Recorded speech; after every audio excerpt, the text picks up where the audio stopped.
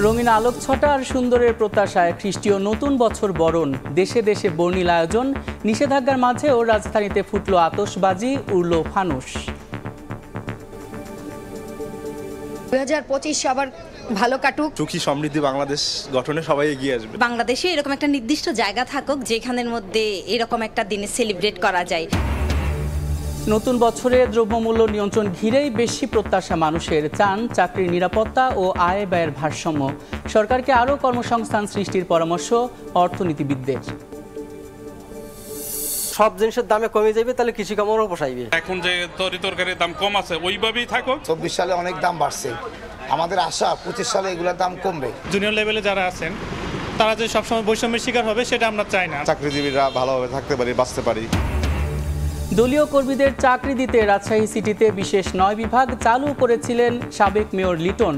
নিয়োগ দেওয়া হয় 200 জনকে। ব্যয় কমাতে ছাঁটাইয়ের সিদ্ধান্ত প্রশাসনের।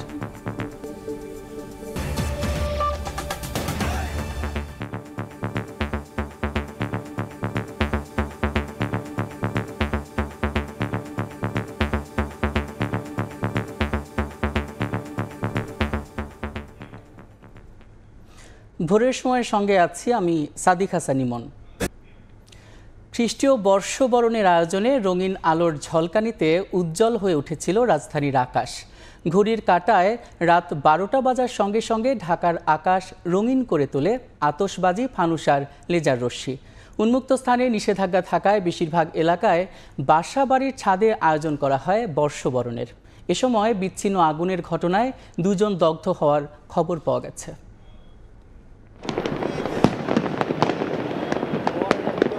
একদিকে বিকট শব্দ, অপরদিকে রঙিন আলোর ঝলকানিতে উজ্জ্বল রাতের আকাশ।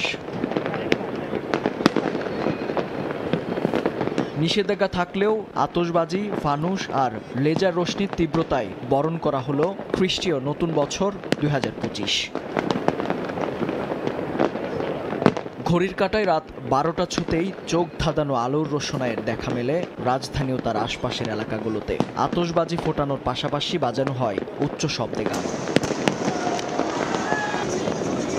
বাঁধ না মানা এমন আয়োজনের মাঝেই নতুন বছর ঘিরে নানা প্রত্যাশার কথা জানালেন নগরবাসী। নতুন বছরে উপলক্ষে এখানে এসেছি, কাটলাম, সবাইকে নিয়ে আসছি, একসাথে হলাম। নতুন বছর খুব মজা লাগলো আমাদের বাংলাদেশটাকে সারা পৃথিবী যেন চিনে, যেটা একটা শান্তির দেশ। বাংলাদেশে এরকম একটা নির্দিষ্ট জায়গা থাকুক যেখানের মধ্যে এরকম একটা দিনে সেলিব্রেট করা যায়। বুড়িগঙ্গার পারে সদরঘাট এলাকার বাসাবাড়ির ছাদ থেকে ওড়ানো হয় ফানুস আর ফাটানো হয় বাহারি নকশার আতশবাজি। খানিকটা দূরে ঢাকা বিশ্ববিদ্যালয়ের টিএসসিতে জড়ো হয়েছিলেন শিক্ষার্থী ও আশপাশের এলাকার বাসিন্দারা। কড়া নিরাপত্তা ব্যবস্থা থাকায় এবার ঢাকার এই প্রাণকেন্দ্রে ছিল না বাড়তি উন্মাদনা। নতুন বছরে অর্থনৈতিক সমৃদ্ধি, বৈষম্যহীন সমাজ বিনির্মাণে নিজ নিজ জায়গা থেকে সচেষ্ট ভূমিকা রাখতে চান তরুণরা। অনেকেই বলছেন সরকার আর জনগণের মধ্যে মেলবন্ধন হলেই এগিয়ে যাবে বাংলাদেশ। আমরা চাইবো যে 24-এর যে স্পৃহাটা, যেই স্পিরিটটা আমাদের ছিল, সেটা 25-এ আমরা ধরে রেখে নতুন একটি বাংলাদেশ, এটা আমাদের প্রত্যাশা। আমাদের সবার জীবনে সুখ এবং সমৃদ্ধি বয়ে আনুক। পরিশেষে এটাই বলবো, একটি সুখী সমৃদ্ধি বাংলাদেশ গঠনে সবাই এগিয়ে আসবে। 25 সালে প্রত্যাশা থাকবে যে 24 সালের থেকে আরও যাতে বেশি এগিয়ে থাকতে পারি এবং পুরো উদ্যমে যাতে কাজ করে যেতে পারি, সেই প্রত্যাশাই আমার থাকবে। বর্ষবরণে কক্সবাজার সমুদ্র সৈকতে ভিড় করেছিলেন কয়েক লাখ ভ্রমণ পিপাসু। বিধিনিষেধের কারণে সৈকতের উন্মুক্ত কোনো জায়গায় বিশেষ আয়োজন না থাকলেও তারকামানের হোটেলগুলোতে চলে নানা আয়োজন। সৈকতসহ হোটেল মোটেলগুলোতে ছিল আইনশৃঙ্খলা বাহিনীর কড়া নিরাপত্তা। মোহাম্মদ ফরাজের ক্যামেরায় বিস্তারিত জানাচ্ছেন সুজাউদ্দিন রুবেল। ঘড়ির কাঁটা ঠিক 12টা, আকাশে শুরু আতশবাজির ঝলকানি, সঙ্গে পটকা ফুটিয়ে ফানুস উড়িয়ে নতুন বছর 2025 সালকে স্বাগত জানান লাখো মানুষ। এ সময় সৈকতের আকাশে উড়ানো হয় রঙিন ফানুস। খুব ভালো লাগতেছে, চারপাশে ঝলকানি, আতশবাজি, আবহাওয়া বেশ ভালো, প্লাস আশপাশের অনেক মজা লাগছে। Happy new year. হ্যাঁ, অনেক সুন্দর কাটছে। নতুন বছরটা যেন শান্তিময় হোক, সবাই যাতে সুখে থাকে। জমজমাট ইনডোর প্রোগ্রামে বর্ষবরণ করেছে তারাকামানের হোটেলগুলো। গভীর রাত পর্যন্ত নেচে গিয়ে নতুন বছরকে স্বাগত জানান হোটেলে অবস্থান করা অসংখ্য পর্যটক। আনন্দের মধ্য দিয়ে 31st নাইট উদযাপন করতে পারায় দারুণ খুশি ভ্রমণ পিপাসুরা। Lots of fun, lots of enjoy. আর এই বছরের মতো মজা আমরা ফ্যামিলি কখনো করিনি। পুরো পরিবার সহ আসছে, আরো বেশি ভালো লাগছে। বাচ্চাদের নিয়ে খুবই ভালো লাগতেছে, আলহামদুলিল্লাহ। প্লেসটা অস্বাভাবিক। সৈকত থেকে শুরু করে হোটেল মোটেল জোন ও গুরুত্বপূর্ণ পয়েন্টগুলো ছিল নিরাপত্তার চাদরে ঘেরা। প্রতিটি পয়েন্টে নিয়োজিত ছিল ট্যুরিস্ট পুলিশ, জেলা পুলিশ, র্যাব ও সেনাবাহিনী। কেউ যাতে কোনো অপ্রীতিকর ঘটনা ঘটাতে না পারে সে ব্যাপারে আমরা আমাদের পোশাকধারী দলের পাশাপাশিও সাদা পোশাক আমাদের গোয়েন্দা নজরদারি অব্যাহত আছে। 31st নাইটকে কেন্দ্র করে দেশি পর্যটকের পাশাপাশি সৈকতে ভিড় করেন বিদেশি পর্যটকও। সুজাউদ্দিন রুবেল, সময় সংবাদ, কক্সবাজার। নতুন বছর, নতুন দিন, নতুনভাবে পথ চলা। কৃষক থেকে শ্রমিক, চাকরিজীবী থেকে অর্থনীতিবিদ সবাই চাইছেন বছরটি হোক স্বস্তির ও শান্তির। বছরে গিয়ে যেন না পুড়ে বাজারে যেয়ে যেন না পুড়ে হাত। কৃষক যেন পায় ন্যায্য দাম, শ্রমিক যেন মজুরিতে না ঠকেন, অর্থনীতি যেন চলে নীতি মেনে, এমন প্রত্যাশা সবার মনে। আরও জানাচ্ছেন সহকর্মী সাইফুল ইসলাম। সকালে সূর্যের আগমনী বার্তায় শুরু হলো 2025 সালের যাত্রা। পৈতৃক সূত্রে 2 বিঘা সম্পত্তি পাওয়া ধামরাইয়ের কৃষক মোহাম্মদ লিটুল 2024 সালটা কেটেছে কষ্টে, কিন্তু নতুন বছর যেন বয়ে আনে সুখের বার্তা, সেই প্রত্যাশা তার। সরকার যে কোনো একটা পরামর্শ করে দিবে, সহযোগিতা করবে। কৃষকের প্রত্যাশা নতুন বছরে দাম কমবে সার, কীটনাশক সহ বিদ্যুৎ বিলের। তা না হলে উৎপাদনের খরচের সাথে মিলবে না তার লাভের হিসাব। ঠিক একই রকম প্রত্যাশা কৃষক সিরাজুল ইসলামেরও। সব জিনিসের দামে কমে যাবে, তাহলে কৃষি কামড়ও পোষাইবে। জীবনযাত্রার ব্যয় কমিয়ে আনাই বেশিরভাগ মানুষের চাওয়া। যখন মূল্যস্ফীতি 11.5% ছুঁই, তখন পণ্যের দাম কমাতেই স্বস্তি খুঁজছেন ক্রেতারা। বাগবিতণ্ডা এড়াতে দাম কমানোর পক্ষে বিক্রেতারাও। সিন্ডিকেট না থাকে এখন যে তরকারির দাম কম আছে ওইভাবেই থাকুক। 24 সালে অনেক দাম বাড়ছে, আমাদের আশা 25 সালে এগুলোর দাম কমবে। বুক ভরে দীর্ঘশ্বাস ফেলা, দিনে এনে দিনে খাওয়া স্বল্প আয়ের মানুষের আশা নতুন বছরে বাড়বে তাদের মজুরি, কমবে জীবনযাপন খরচ। তার মতন পরিবারদের নিয়ে খুব কষ্ট। 8,000 টাকা এই বছরে 9,000 টাকা ঘর ভাড়া। মধ্যবিত্ত চাকরিজীবী শ্রেণীর কাছে নতুন বছর মানে বাড়ি ভাড়া ও বাচ্চার পড়াশোনায় নতুন খরচ যোগ হওয়া। তাই তো বেতন বৃদ্ধি ও চাকরির নিরাপত্তা তাদের কাছে বড় প্রত্যাশা। জুনিয়র লেভেলে যারা আছেন তারা যে সবসময় বৈষম্যের শিকার হবে সেটা আমরা চাই না। চাকরিজীবীরা ভালোভাবে থাকতে পারি, বাঁচতে পারি এবং জানমালের নিরাপত্তার সাথে সংযোজিত হয়। অর্থনীতিবিদদের আশা মানুষের জীবনযাত্রার ব্যয় সহনীয় মাত্রায় রাখতে সরকার নতুন বছরে বাজার ব্যবস্থাপনার উপর নজর দিবে। এজন্য সঠিক পরিসংখ্যানের উপর জোর দিয়েছেন। কেউ যাতে কোনো ধরনের কৃত্রিম সংকট না করতে পারে, বাজার ব্যবস্থাপনা যে কমিটি আছে সেটাকেও যদি সম্পৃক্ত করা যায়, তাহলে সাপ্লাই চেইনটা যদি স্মুথলি চলে, আমাদের মনিটারি পলিসি ঠিক আছে, ফিসক্যাল পলিসিতেও কিছু উদ্যোগ গ্রহণ করেছে, তাহলে কিন্তু আমরা কাঙ্ক্ষিত জায়গায় পৌঁছতে পারবো। আরেক বলি যে আমরা স্বয়ংসম্পূর্ণ, তাহলে সেটা আমাকে ওই শ্রেণীভাবে আমদানি কেন করতে হবে? এইখানে যে একটা নেটওয়ার্ক, এই জায়গাতে কিন্তু সরকারের অনেক দুর্বলতা আছে, এই জায়গাটা পরিষ্কার হওয়া উচিত। গণ অভ্যুত্থান পরবর্তী শিক্ষার্থীদের কর্মসংস্থানের সুযোগ তৈরিতে চলতি অর্থবছরের সংশোধিত বাজেটে উদ্যোগ নেয়ার পরামর্শ দিয়েছেন অর্থনীতিবিদরা। সাইফুল ইসলাম, সময় সংবাদ, ঢাকা। ফিরে দেখা 2024।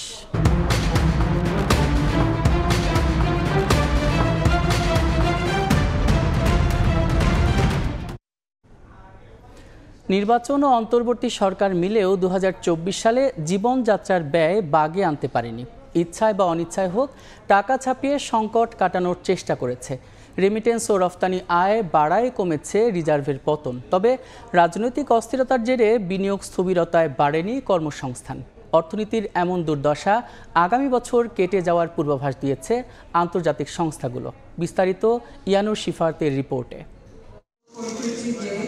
$20 বিলিয়ন রিজার্ভ, 110 টাকা ডলার রেট, 9.86% সাধারণ মূল্যস্ফীতি ও 9.5% খাদ্য মূল্যস্ফীতির চাপ মাথায় নিয়ে 2024 সালের শুরুতে দায়িত্ব নিয়েছিল আওয়ামী লীগ সরকার। ব্যাংক খাতের সংকট ও শেয়ার বাজারের অস্থিরতার মাঝেই প্রধান চ্যালেঞ্জ হয়ে দাঁড়ায় নিত্যপণ্যের দাম কমিয়ে ভোক্তাকে স্বস্তি দেয়া। তবে সিন্ডিকেটের কাছে ছিল অসহায় আত্মসমর্পণ। সেই অসাধু চর্চা এবং সেই অসাধু চর্চার বিরুদ্ধে আমাদের যুদ্ধ। উৎপাদক, পাইকারি থেকে ভোক্তা পর্যন্ত সবাইকে সমন্বয় করে নতুন সরকারের উপদেষ্টারা হাটে বাজারে দৌড়ঝাঁপ কম দেননি, কিন্তু তারাও অসহায় আত্মসমর্পণ করেছেন সিন্ডিকেটের কাছে। ব্যবসায়ীরা কত রকম যে আপনার সুবিধা পায় আপনি নিজেও জানেন, অনেকে আপনার নিজেরাও জানেন না। নিত্যপণ্যের বাজারের মতো স্বস্তি ছিল না পুঁজি বাজারেও। বছরের প্রথম প্রান্তিকে ফ্লোর প্রাইস তুলে দিয়ে পুঁজি বাজারকে চাঙ্গা করার চেষ্টা সফল হয়নি। নিয়ন্ত্রক সংস্থা ও স্টক এক্সচেঞ্জগুলোতে বড় পরিবর্তন এনে নতুন সরকারও বাজার স্থিতিশীল করতে পারেনি। এক্সিম ব্যাংক একটা ভালো ব্যাংক, শক্ত ব্যাংক, আর একটু দুর্বল ব্যাংক হলো পদ্মা ব্যাংক। দুইটা ব্যাংকেরই এখন মিলন হয়ে গেছে। ব্যাংক খাতে লুটপাট ধামাচাপা দিতে একীভূতকরণের উদ্যোগ সফল করতে পারেনি হাসিনা সরকার। নতুন গভর্নর দায়িত্ব নিয়ে এসালম নিয়ন্ত্রিত ব্যাংকগুলোর পরিচালনা পর্ষদ ভেঙে দেন। টাকা ছাপিয়ে ব্যাংকগুলোকে সহায়তা না করার ঘোষণা দিলেও পরে তা রাখতে পারেনি। রিজার্ভের পতনে সরকার পরিবর্তনের আগে ডলারের দাম 118 টাকা ছাড়িয়ে যায়। তবে নতুন সরকার দায়িত্ব নেয়ার পর রেমিটেন্স প্রবাহ ও রফতানি আয় বাড়ায় পতন ঠেকানো গেছে। এতে ডলারের দাম 120 টাকায় স্থিতিশীল হলেও বছরের শেষে ডলারের দাম ছিল আবারও ঊর্ধ্বমুখী। কেন্দ্রীয় ব্যাংকে আসা রফতানি আয় ও ইপিবির দেখানো আয়ে বিস্তর ফারাক নিয়ে আলোচনা ছিল 2024 সালের শুরুতেই। আয়ের প্রধান উৎস তৈরি পোশাক খাত ভালো সময় পার করেনি। গণ অভ্যুত্থানের পর রাজনৈতিক ইন্ধন ও বেতন ভাতার পাশাপাশি চাকরি হারানোর ভয়ে দেখা গেছে শ্রমিক অসন্তোষ। তাই শ্রম পরিস্থিতি খতিয়ে দেখতে গঠিত হয়েছে শ্রম সংস্কার কমিশন। রাজনৈতিক অস্থিরতার বছরে নতুন করে খুব একটা বিনিয়োগে আসেননি উদ্যোক্তারা। বছরের বেশিরভাগ জুড়ে তাই বেসরকারি খাতে ঋণ প্রবৃদ্ধি ছিল এক অঙ্কের ঘরে। বিনিয়োগ কম হওয়ায় বাড়েনি কর্মসংস্থান। বিকল্প হিসেবে বিদেশে শ্রমিক রফতানিও বছর ব্যবধানে কমেছে। পুঁজিবাদের থেকে কিভাবে চোরতন্ত্রে চলে গেল। অর্থনীতির এমন দুর্দশার কারণ হিসেবে বিগত সরকারের সীমাহীন আর্থিক লুটপাটের ফিরিস্তি তুলে আনা হয়েছে অর্থনীতির শ্বেতপত্রে। এমন বাস্তবতায় 3.8% প্রবৃদ্ধির পূর্বাভাস দিয়েছে IMF। তবে আগামী অর্থ বছরে ঘুরে দাঁড়ানোর আশা তুলে ধরেছে আন্তর্জাতিক সংস্থাগুলো। ইয়ানুর শিফাত, সময় সংবাদ, ঢাকা। সচিবালয়ের অগ্নিকাণ্ডে কোনো ব্যক্তির সংশ্লিষ্টতা পায়নি তদন্ত কমিটি। বৈদ্যুতিক তারের লুজ কানেকশনের কারণেই আগুনের সূত্রপাত বলে জানিয়েছে তদন্তকারী দল। প্রতিনিধি দল জানায়, ডগ স্কোয়াড সহ বিভিন্নভাবে পরীক্ষা নিরীক্ষা করেও বিস্ফোরকের কোনো আলামত পাওয়া যায়নি। এর আগে প্রতিনিধি দলটি প্রধান উপদেষ্টার কাছে তদন্তের প্রাথমিক প্রতিবেদন জমা দেয়। বুধবার গভীর রাত, সচিবালয়ের 7 নম্বর ভবনে একদিকে জ্বলছে আগুন, অন্যদিকে অবস্থান একটি নিরীহ কুকুরের। কিছুক্ষণ পর ধোঁয়ার কুণ্ডলী গ্রাস করে সিসিটিভি ক্যামেরাকে। আগুন নিভলে জানা যায় পোড়া দেহাবশেষ পাওয়া গেছে কুকুরটির। সামাজিক মাধ্যমে এ নিয়ে হয় আলোচনা সমালোচনা। কুকুরের মৃত্যুতে ঘনীভূত হয় সন্দেহের কালো মেঘ। পরিকল্পিত ঘটনা নাকি দুর্ঘটনা, এ নিয়ে সৃষ্টি হয় নানা জল্পনা কল্পনা। তবে এই ঘটনার প্রাথমিক তদন্ত বলছে এটি কোনো পরিকল্পিত ঘটনা নয়, বৈদ্যুতিক তারের দুর্বল সংযোগের কারণে হয়েছে অগ্নিকাণ্ড। মঙ্গলবার সন্ধ্যায় রাষ্ট্রীয় অতিথি ভবন যমুনার সামনে এক সংবাদ সম্মেলনে এ তথ্য জানায় তদন্ত কমিটি। সংগ্রহকৃত আলামত পরীক্ষার জন্য সিঙ্গাপুর ও ইন্দোনেশিয়ায় পাঠানো হবে জানিয়ে তদন্তকারীরা জানান, এখন পর্যন্ত পাওয়া যায়নি বিস্ফোরকের কোনো আলামত। এখন পর্যন্ত কোনো রকমের অন্য কোনো ব্যক্তির কোনো সংশ্লিষ্টতা আমরা খুঁজে পাইনি। সচিবালয়ের বিল্ডিংয়ের একটা টানেলের এফেক্টের কারণে পশ্চিম দিক দিয়ে পূর্ব দিকে বেরিয়ে গেছে, যেটা আপাত দৃষ্টিতে মনে হয়েছে জিনিসটা দুই জায়গায়, আপাত দৃষ্টিতে দুই দিকে মনে হয়েছে। বাস্তবে সোর্স একটাই, কিন্তু বাতাসের গতি, বিল্ডিংয়ের ডিজাইনের ভিন্নতার কারণে দুই দিকে প্রবাহিত হয়েছে।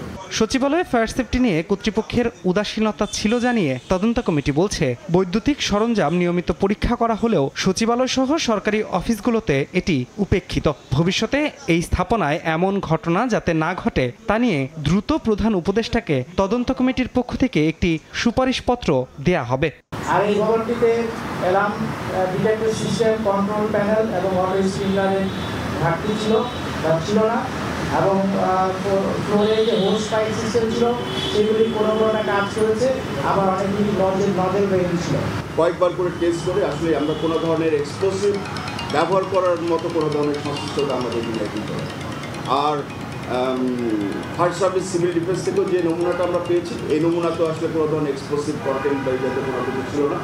এর আগে যমুনায় প্রধান উপদেষ্টার কাছে প্রাথমিক প্রতিবেদন দাখিল করে তদন্ত কমিটি। এরপর প্রায় 1 ঘন্টার বৈঠকে তদন্ত কমিটির কাছ থেকে বিভিন্ন বিষয়ে খুঁটিনাটি জেনে ভবিষ্যতে করণীয় সম্পর্কে প্রয়োজনীয় দিক নির্দেশনা দেন সরকার প্রধান। ধ্রুব ব্যানার্জি, সময় সংবাদ, ঢাকা। 31 ডিসেম্বরের মধ্যে জমা দেওয়ার কথা থাকলেও রাষ্ট্র সংস্কারে গঠিত 6 কমিশনের কোনো প্রতিবেদনই জমা পড়েনি।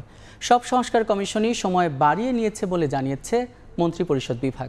3 থেকে 15 জানুয়ারির মধ্যে প্রতিবেদন জমা দেওয়া হবে বলে জানান কমিশন প্রধানরা। আমি আইন অনুযায়ী অন্তর্বর্তীকালীন ছাত্র জনতার অভ্যুত্থানের মধ্য দিয়ে ক্ষমতায় আসা অন্তর্বর্তী সরকার দায়িত্ব নিয়েই বিভিন্ন ক্ষেত্রে সংস্কারের সিদ্ধান্ত নেয়। গত 11 সেপ্টেম্বর জাতির উদ্দেশ্যে দেয়া ভাষণে প্রধান উপদেষ্টা ডক্টর মোহাম্মদ ইউনূস 6টি সংস্কার কমিশন গঠনের ঘোষণা দেন। এগুলো হচ্ছে নির্বাচন ব্যবস্থা সংস্কার কমিশন, পুলিশ প্রশাসন সংস্কার কমিশন, বিচার বিভাগ সংস্কার কমিশন, দুর্নীতি দমন সংস্কার কমিশন, জনপ্রশাসন সংস্কার কমিশন এবং সংবিধান সংস্কার কমিশন। এর মধ্যে গত 3 অক্টোবর 5টি কমিশন এবং পরে 7 অক্টোবর সংবিধান সংস্কার কমিশন গঠনের প্রজ্ঞাপন জারি হয়, যেখানে পরবর্তী 90 দিনের মধ্যে কমিশনগুলোকে সরকারের কাছে তাদের সংস্কার প্রস্তাব জমা দেওয়ার নির্দেশনা দেয়া হয়। এরপর 31 ডিসেম্বরের মধ্যেই সংস্কার প্রস্তাব জমা দেওয়ার কথা জানিয়েছিলেন প্রথমে গঠন করা কমিশনগুলোর প্রধানরা। এ বিষয়ে মন্ত্রিপরিষদ বিভাগ জানায়, মঙ্গলবার কোনো কমিশন থেকেই সংস্কার প্রস্তাব জমা দেওয়া হয়নি। 6 সংস্কার কমিশনেই প্রস্তাব জমা দেওয়ার সময় বাড়িয়ে নিয়েছে। দুদক সংস্কার কমিশন আগামী 7 জানুয়ারির মধ্যে প্রতিবেদন জমা দেবে বলে জানিয়েছেন কমিশন প্রধান ইফতেখারুজ্জামান। একই দিন সংবিধান সংস্কার কমিশনও তাদের প্রস্তাব জমা দেবে বলে জানানো হয়। আমাদের কমিশন কাজ শুরু করেছে অক্টোবর 8 তারিখ থেকে। আশা করছি যে আপনার 7 তারিখের মধ্যে জমা দিতে পারবো, সেইভাবেই আমরা কাজ করছি। এদিকে নির্বাচন ব্যবস্থা সংস্কার কমিশন প্রধান বদিউল আলম মজুমদার বলেছেন, 3 জানুয়ারিতে তাদের প্রতিবেদন জমা দেওয়া হবে। আর পুলিশ সংস্কার কমিশন মন্ত্রিপরিষদ বিভাগ থেকে 15 জানুয়ারি পর্যন্ত সময় বাড়িয়ে নিয়েছে। আমরা 31 তারিখে টার্গেট করছিলাম আর কি। আই থিঙ্ক 5টা বোধ 3 তারিখ দেবে, আমরা আশা করছি 3 তারিখ দেব। বাকি 5টি সংস্কার কমিশন পরে গঠিত হয়, তাদের প্রস্তাব জমা দিতে আরও কিছুটা সময় লাগতে পারে বলে জানান সংশ্লিষ্টরা। প্রশ্ন আশিস, সময় সংবাদ, ঢাকা। নির্বাচন সংস্কার কমিশনের প্রতিবেদন হাতে পেলেই ধারণা করা যাবে নির্বাচন কবে হবে।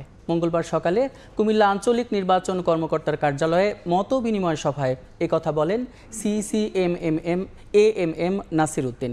প্রধান উপদেষ্টার দেয়া রূপরেখা অনুযায়ী ভোটের প্রস্তুতি নেওয়া হচ্ছে বলেও জানান তিনি।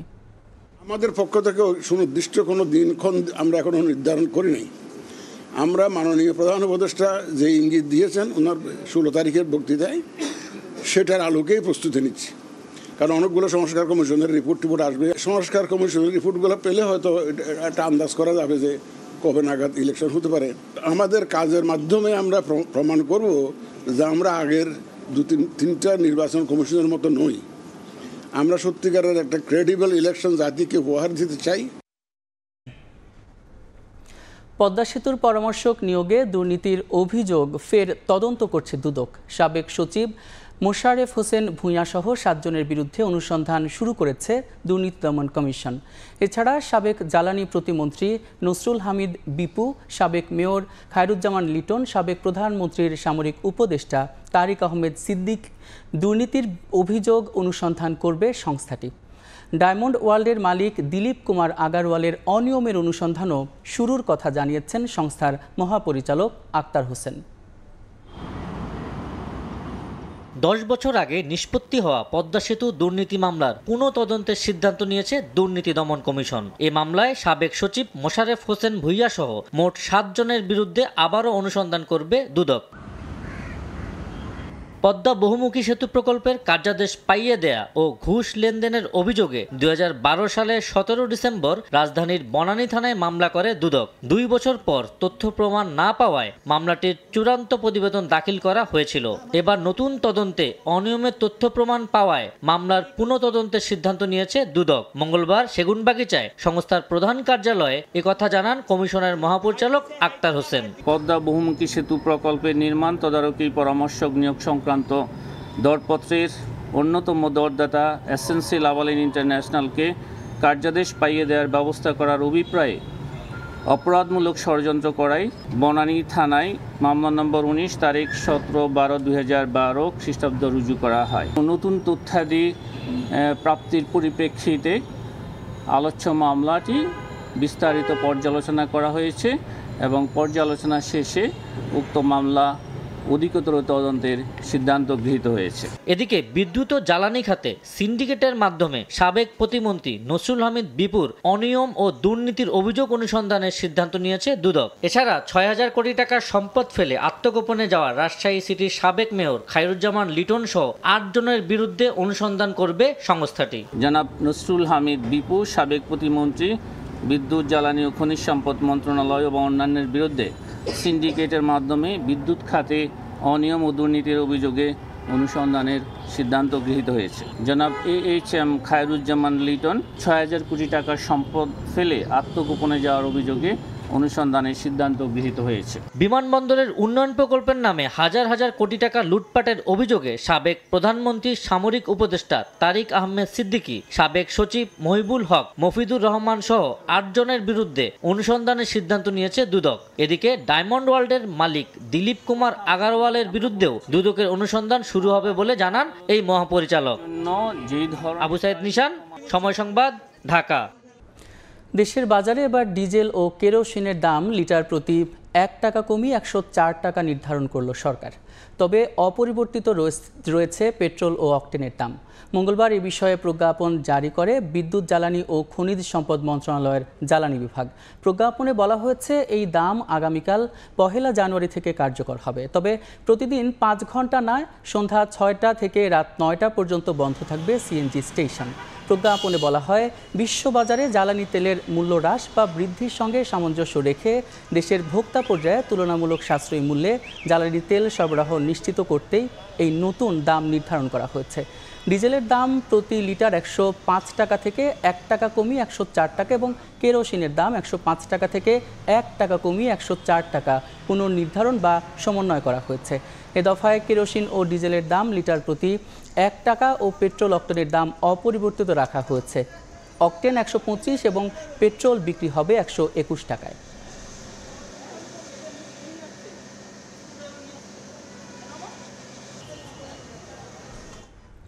ভোরের সময় আরও থাকছে, জয়পুরহাটে থমকে আছে শিল্পনগরীর প্লট বরাদ্দ, আগ্রহ হারাচ্ছেন তরুণ উদ্যোক্তারা, নিরাপত্তা ঝুঁকি সহ নানা সংকটে বরাদ্দপ্রাপ্তরা, সমাধানের আশ্বাস কর্মকর্তাদের। আজ পর্দা উঠছে ঢাকা আন্তর্জাতিক বাণিজ্য মেলার 29তম আসরের। স্টল প্যাভিলিয়নগুলোতে চলছে শেষ মুহূর্তের প্রস্তুতি। এবারের আসর নিয়ে সংবাদ সম্মেলনে বাণিজ্য উপদেষ্টা জানান, নিরাপত্তা নিশ্চিতে থাকছে 1000-এর বেশি নিরাপত্তা কর্মী, থাকছে গণ অভ্যুত্থান স্মরণে জুলাই চত্বর, 36 চত্বর ও তারুণ্যের প্যাভিলিয়ন। অংশগ্রহণ করবে বিদেশি 7টি দেশের 11টি প্রতিষ্ঠান। দর্শনার্থীদের সুবিধার্থে থাকবে বিআরটিসির 200 শাটল বাস। চলছে শেষ মুহূর্তের হাকঢাক ব্যস্ততা। স্টল প্যাভিলিয়ন তৈরি শেষে কেউ সাজসজ্জায় ব্যস্ত, কেউ ঠুকছেন শেষ পেরেক, কেউ বা ব্যস্ত জুলাই আগস্ট অভ্যুত্থানের চিত্র তোলার নানা আয়োজনে। 29তম বাণিজ্য মেলার পর্দা উঠছে 1 জানুয়ারি। উদ্বোধন করবেন প্রধান উপদেষ্টা ডক্টর মোহাম্মদ ইউনুস। একদিন আগে তাই নিরাপত্তায় কড়াকড়ি, ই-টিকেটের ব্যবস্থা থাকায় প্রবেশ পথে ভিন্ন ব্যবস্থা। আমাদের সব প্রস্তুতি সম্পূর্ণ শেষ। এই বছর সঠিক টাইমে মেলা আরম্ভ হওয়ার জন্য আমরা আনন্দিত। মেলাতে অনেক কাজ এখনো বাকি আছে, হয়তো 3-4 দিন আরো লাগবে। এখন ঘরে বসে যেহেতু তারা টিকিট করতে পারবেন, সেহেতু তারা এখানে এসে আর লাইন ধরতে হবে না। সংবাদ সম্মেলনে বাণিজ্য সচিব সেলিম উদ্দিন জানান, বিশ্বের 7টি দেশের 11টি প্রতিষ্ঠান সহ মেলায় থাকছে 362টি স্টল, প্যাভিলিয়ন, থাকছে গণ অভ্যুত্থানের স্মৃতি। সোর্সিং কর্নার নামে আলাদা একটি কর্নার করেছি, আলাদা একটি জায়গা করেছি। জুলাইয়ের গণ অভ্যুত্থানকে কেন্দ্র করে আলাদা একটা ফোকাস করে আমরা 3টি আলাদা প্রদর্শনী বা এরিয়া রেখেছি।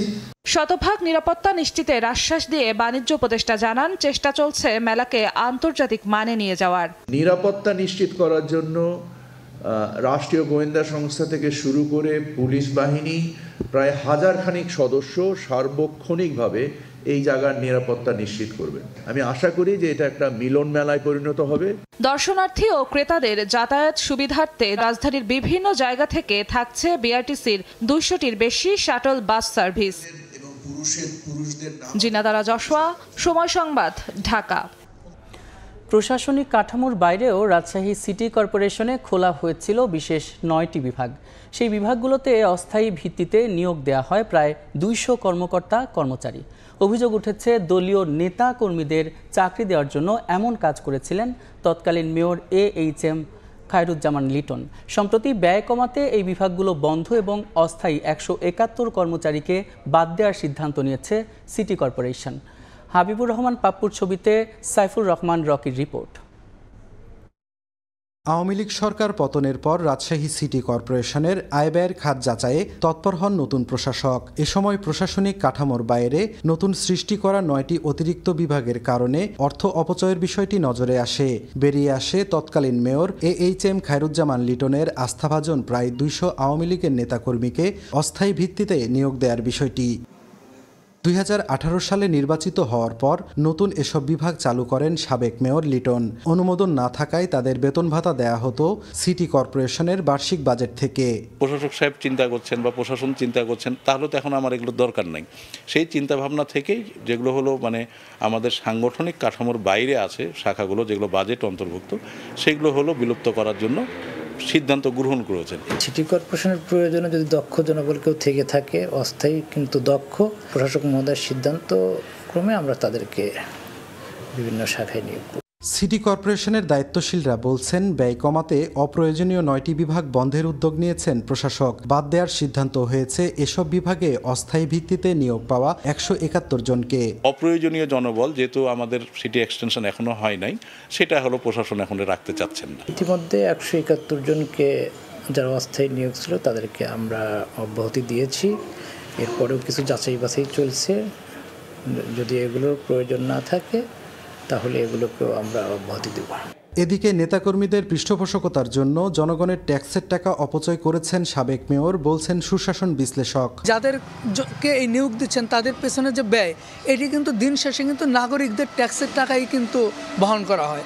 অতএব যেখানে এই জনগণের ট্যাক্সের টাকা রয়েছে সেখানে কিন্তু স্বচ্ছতা এবং জবাবদিহিতা নিশ্চিত করা আবশ্যক। আগে প্রতি মাসে রাজশাহী সিটি কর্পোরেশনের কর্মকর্তা কর্মচারীদের বেতন বাবদ প্রায় 7 কোটি টাকা ব্যয় হলেও 171 জনকে ছাঁটাইয়ের কারণে তা কমে এসেছে 5 কোটি 20 লাখে। সাইফুর রহমান রকি, সময় সংবাদ, রাজশাহী। রাজশাহীতে কিছুটা কমেছে শীতের তীব্রতা, তবে খেটে খাওয়া মানুষের উপার্জন কমেছে শীত মৌসুমে। বিস্তারিত জানাতে নগরীর আম চত্বরে আছেন সহকর্মী মওদুদ রানা। সরাসরি যাচ্ছি তার কাছে।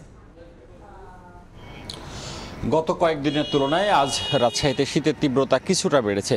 আমরা গত কয়েকদিন দেখেছিলাম রাজশাহীতে 13.5 ডিগ্রি সেলসিয়াসের আশেপাশে ছিল দিনের সর্বনিম্ন তাপমাত্রা, কিন্তু আজকে দিনের সর্বনিম্ন তাপমাত্রা 12.5 ডিগ্রি সেলসিয়াস, অর্থাৎ দিনের তাপমাত্রা কমেছে প্রায় 1 ডিগ্রি সেলসিয়াস। এবং আজকে সকাল থেকেই কুয়াশার আধিক্য খুব বেশি নেই, তবে বাতাসে জলীয় বাষ্পের পরিমাণ 97% এবং আমরা যেটি দেখেছি যে যেসব গাড়ি চলাচল করছে মহাসড়কগুলোতে সেগুলো হেডলাইট জ্বালিয়ে সাবধানতার সাথেই চলাচল করছে।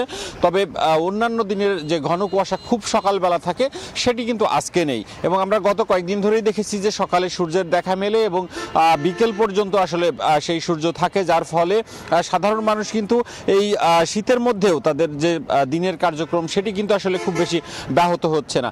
এবং আমরা সাধারণ মানুষের সাথে কথা বলছিলাম, তারা যেটি বলছেন যে গত এক সপ্তাহ ধরেই আসলে 13 ডিগ্রি সেলসিয়াসের আশেপাশে তাপমাত্রা ছিল, যার কারণে তাদের খুব বেশি ভোগান্তি পোহাতে হয়নি। আমরা আবহাওয়া অফিসের সাথে কথা বলেছিলাম, আবহাওয়া অফিস যেটি বলছেন যে এই বছরের প্রথম যে সপ্তাহ সেই সপ্তাহে শীতের তীব্রতা গত সপ্তাহের তুলনায় একটু বাড়তে পারে এবং সেক্ষেত্রে কুয়াশা থাকতে পারে এবং একই সাথে উত্তরাঞ্চলে একটি শৈত্যপ্রবাহ আসতে পারে বলে তারা ধারণা করছেন। এবং তারা যেটি বলছেন যে আগামী 2 দিন তাপমাত্রা আর একটু কমতে পারে এবং সেই সাথে বাতাসের যে তীব্রতা সেটি বাড়তে পারে এবং কুয়াশা থাকতে পারে। আমরা এখন যেটি দেখছি যে ঘন কুয়াশা খুব বেশি না থাকলেও যে বাতাস রয়েছে তাতেই কিন্তু শীতের তীব্রতা বাড়ছে। আর আপনাকে জানিয়ে রাখি যে যারা দিন আনে দিন খায় তারা যেটি বলছেন যে এখন সকালে সূর্য ওঠে দেরিতে এবং সূর্যাস্ত যায় খুব তাড়াতাড়ি, যার কারণে তাদের যে কর্মঘণ্টা সেটি আসলে খুবই কম সময় হয়ে গেছে, যার ফলে তাদের যে প্রত্যেক দিনের ইনকাম সেটি কমেছে। এবং তারা যেটি বলছেন যে খুব বেশি গরম কাপড় এবং তাদের গরম পরিবেশে থাকার মতো তাদের যে সঙ্গতি সেটি নেই, যার কারণে এই শীতের যে পুরো মৌসুমটা সেই মৌসুম জুড়েই আসলে তাদের কিছুটা কষ্টের সাথে থাকতে হচ্ছে। আমরা খোঁজ নিয়েছিলাম হাসপাতালগুলোতে, সেখানে বয়োবৃদ্ধ মানুষ এবং শিশুরা ঠান্ডাজনিত বিভিন্ন রোগে আক্রান্ত হচ্ছেন এবং একই সাথে আমরা যেটি দেখেছি যে এই শীত থেকে বাঁচতে উত্তাপ নিতে আগুনে পড়া যে রোগী সেটি হাসপাতালে ভর্তির যে সংখ্যা এর আগে ছিল তার থেকে বেড়েছে। এবং আপনাকে জানিয়ে রাখি যে গত কয়েকদিন যখন কুয়াশা ছিল সে সময় কিন্তু যে বড় বীজতলা এবং আলুর ক্ষেত সেখানে কিছুটা ব্লাস্টের বা ভাইরাসের যে সংখ্যা সেটি তৈরি হয়েছিল। তবে গত কয়েকদিন কুয়াশার প্রকোপ সেরকম না থাকায় যারা কৃষি কর্মকর্তারা রয়েছেন তারা যেটি বলছেন যে এবার এই শীতে খুব বেশি আসলে ফসলের ক্ষতি হচ্ছে না এবং তারা কৃষককে তারপরও বলছেন যে তারা যেন সতর্ক থাকেন এবং কুয়াশা জমিতে জমলে সেটি যেন নষ্ট করে দেন। এই ছিল রাজশাহী থেকে আমার কাছে শীতের সর্বশেষ আপডেট। সরাসরি যুক্ত ছিলাম রাজশাহীতে। পাবনায় পদ্মা নদী থেকে অবৈধভাবে দিনে রাতে চলছে বালু উত্তোলনের মহোৎসব। নিয়মনীতির তোয়াক্কা না করে এক্সকাভেটর দিয়ে বালু উত্তোলনের পর তা চলে যাচ্ছে বিভিন্ন জায়গায়। এতে একদিকে রাজস্ব হারাচ্ছে সরকার, অপরদিকে নদীতে দেখা দিচ্ছে ভাঙন। আসিফ মাহমুদের ছবিতে সবুজ মোল্লার রিপোর্ট। এক্সকাভেটর দিয়ে চলছে অবৈধভাবে বালু উত্তোলন, ভেঙে যাচ্ছে নদীর পাড়। শীত মৌসুমে পদ্মা নদীতে পানি প্রবাহ কমে যাওয়ায় নিয়মের তোয়াক্কা না করে রাত দিন চলছে বালু উত্তোলন।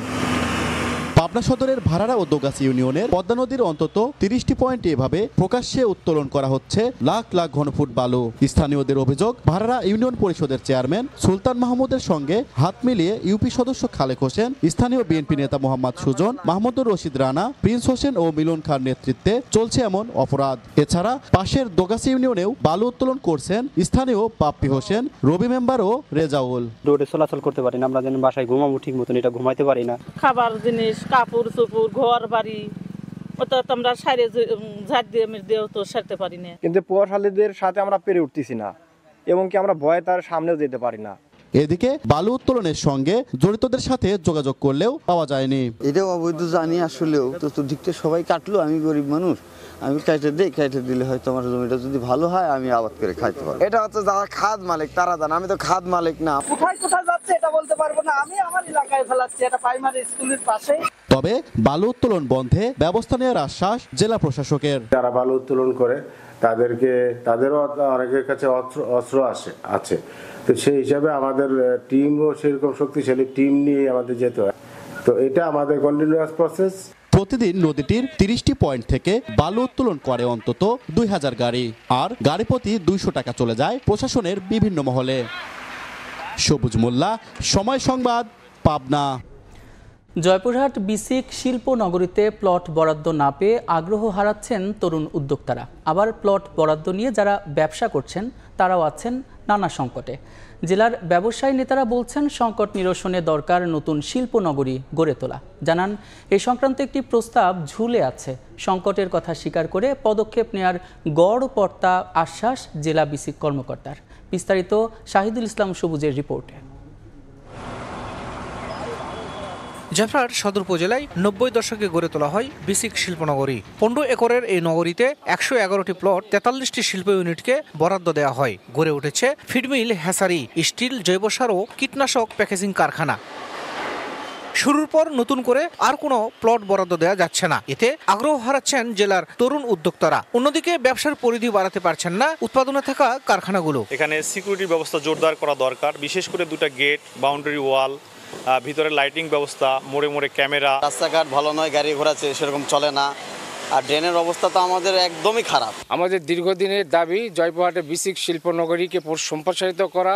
এদিকে শিল্পনগরীর প্রধান 2টি গেট ও সীমানা প্রাচীর না থাকায় নিরাপত্তা ঝুঁকিতে আছেন ব্যবসায়ীরা। নিরাপত্তার জন্য নেই সিসি ক্যামেরাও। ভোগান্তি বাড়ছে ড্রেনেজ ব্যবস্থাপনায়। আমরা দীর্ঘদিন অন্য ঘুরে কোনো প্লট না পাতে সেখান থেকে আমরা মুখ ফিরিয়ে নিয়েছি। অনেকে শিল্প প্রতিষ্ঠান করতে চায়, কিন্তু আমাদের তার প্লট নেই। 4-5 বছর থেকে ঘুরতেছি, একটা প্লটের জন্য প্লট পাচ্ছি না। প্লট যদি বৃদ্ধি করা হয়, আমার মতো ছোট ছোট উদ্যোক্তারা ব্যবসা করতে ইচ্ছুক হবে। Joypurhat chamber of commerce and industries বলছে, জেলা প্রশাসন ও বিসিকের প্রতিনিধিদের অংশগ্রহণে নতুন বিসিক শিল্পনগরী গড়ে তোলার একটি প্রস্তাবনা গেল কয়েক বছরেও আলোর মুখ দেখেনি। বিসিক সম্প্রসারণ অত্যন্ত জরুরি হয়ে পড়েছে।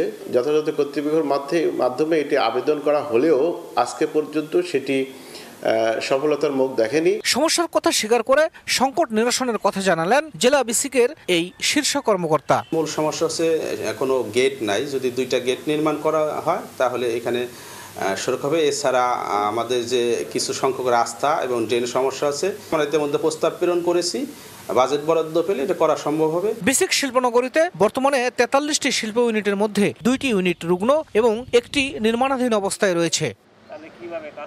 শাহিদুল ইসলাম সবুজ, সময় সংবাদ, জয়পুরহাট।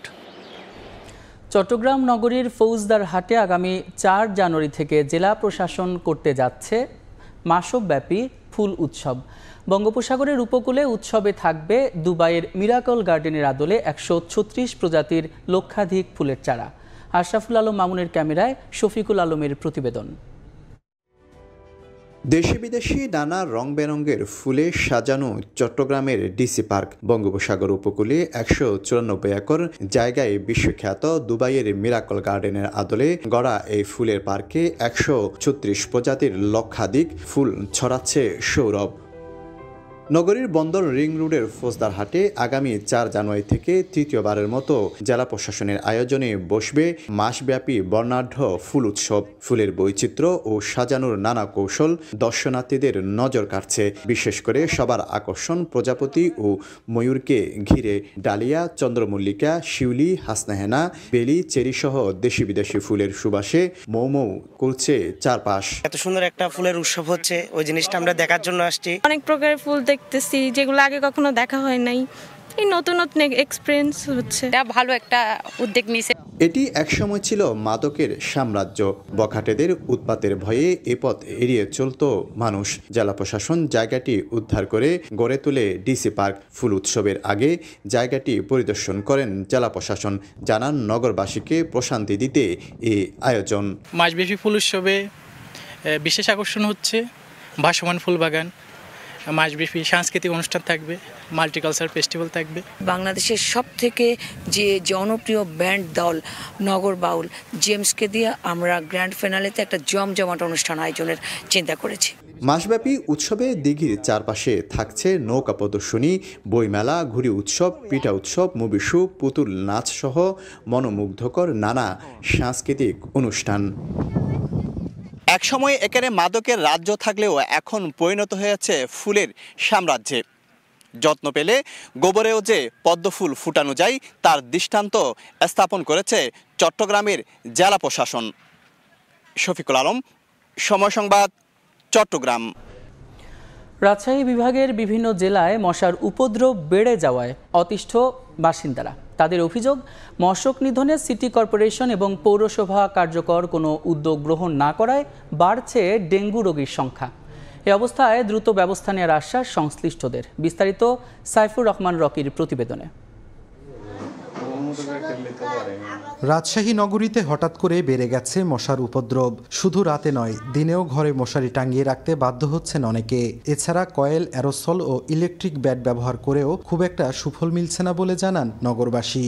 রাজশাহী সিটি কর্পোরেশনের পরিচ্ছন্নতা বিভাগ জানায়, মশক নিধনে প্রতি বছর 54,80,000 টাকার লার্ভিসাইড ও 18,48,000 টাকার অ্যাডাল্টিসাইড কীটনাশক কিনতে হয়। প্রতি বছর মশা মারতেই খরচ হয় গড়ে 1 কোটি টাকা। তবে তা কোনো কাজে আসছে না। বাড়ির আঙিনা পরিষ্কার রাখে, ঝোপ জঙ্গল হলে সেটা যেন পরিষ্কার করে।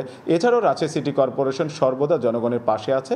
তারা যদি চায় যে আমাদের থেকে কোনো সহযোগিতা নেবে, আমরা সর্বদা প্রস্তুত আছি। বগুড়া পৌরসভায় বছরে 150 লিটার মশার ওষুধ ব্যবহার করা হয়। 21টি ওয়ার্ডে এসব ওষুধ ছিটাতে ফগার মেশিন আছে 24টি। বছরে ফগার মেশিন দিয়ে কীটনাশক প্রয়োগ করতে ব্যয় হয় 25 লাখ টাকা। তবে বেশিরভাগ ওয়ার্ডে মশার ওষুধ প্রয়োগ করা হয় না বলে অভিযোগ বাসিন্দাদের। পৌরসভা কর্তৃপক্ষের কোনো মশা নিধনের জন্য যে ব্যবস্থা নেওয়া উচিত, যথাযথ ব্যবস্থা, সে ব্যবস্থাও তারা ওভাবে নিচ্ছে না। এদিকে নাটোর পৌরসভায় প্রতি বছর মশক নিধনে কীটনাশক প্রয়োগ ও ড্রেন পরিচ্ছন্নতায় খরচ হয় প্রায় 4.5 লাখ টাকা। তারপরও বেশিরভাগ ড্রেনে জন্ম নিচ্ছে মশা। এতে বাড়ছে ডেঙ্গু রোগীর সংখ্যা। একই অবস্থা নওগাঁ পৌরসভায়। শহরের ড্রেনগুলো পরিচ্ছন্নতায় কোনো উদ্যোগ নেই। যেহেতু এই ড্রেনের সমস্ত পানি জমে এখানে দুর্গন্ধ, মশা মাছি, আমরা থাকতে পারি না। জলাশয়ের মশা, ড্রেনের মশা, এগুলো মশার কারণে আমরা রাত্রে ঘুমাতে পারি না। ফকার মেশিন আরো বেশি দরকার, তাহলে আরো ভালোভাবে কাজকামটা আমাদের পৌরসভার এই ফকারের কাজকামটা ভালো হবে। তবে মশক নিধনে কার্যকর ব্যবস্থা নেয়ার আশ্বাস সিটি কর্পোরেশন ও পৌরসভার দায়িত্বশীলদের। অন্যান্য যে কোনো সেবার থেকে এই যে মশক নিধন বা পরিচ্ছন্নতা, এটা খুবই চ্যালেঞ্জিং। তারপরে আমাদের সীমিত সামর্থ্যের মধ্য দিয়ে আমরা যথাসাধ্য চেষ্টা করে যাচ্ছি। মশার কারণে মানুষের ডেঙ্গু সহ বিভিন্ন ধরনের মশাবাহিত রোগ হচ্ছে। এই মশার প্রজনন স্থল, একই সাথে মশার যে বিনষ্টকরণ, মশার যে নিধন, সেই কার্যক্রমটা আমরা অব্যাহত রাখতে চাই। রাজশাহী বিভাগের 8 জেলায় বর্তমানে 65 জন ডেঙ্গু রোগী বিভিন্ন হাসপাতাল ও ক্লিনিকে চিকিৎসা নিচ্ছেন। আর গত 1 বছরে রাজশাহী মেডিকেল কলেজ হাসপাতালে 1283 জন ডেঙ্গু রোগী চিকিৎসা নিয়েছেন।